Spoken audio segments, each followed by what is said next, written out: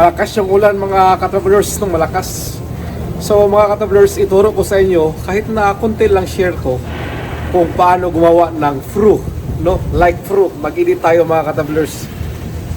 Ito lang yung gawin mga ka-travelers, makuha tayo ng sample. So ito mga ka-travelers, ito yung original color, no? Ito yung original color, makuha tayo ng sample mga ka-travelers. So ito mga ka-travelers, ito yung original, no? Ito yung original mga ka-travelers. Ito yung original na kinuha natin. Ito yung original na color. Ngayon, ito yung color na na-edit natin, tingnan nyo. Sa original at saka na-edit na, ito yung color mga ka-travelers. So yun lang mga travelers, no?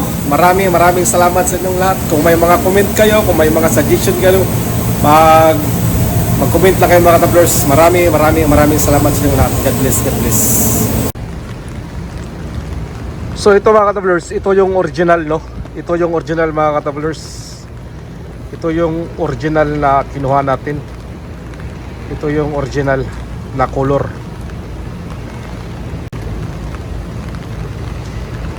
So ito mga ka-travelers, ito yung na-edit na natin ngayon. Ito yung color na na-edit natin, tingnan nyo.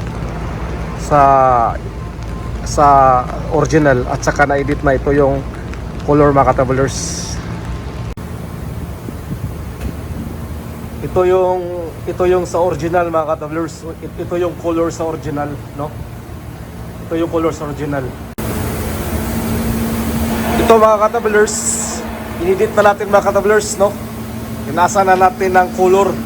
So ikaw lang yung mag-adjust sa color mga ka-travelers.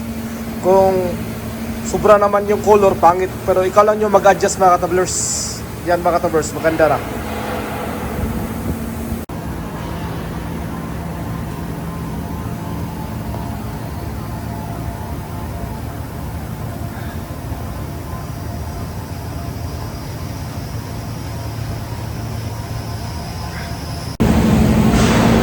So yun lang mga travelers, no?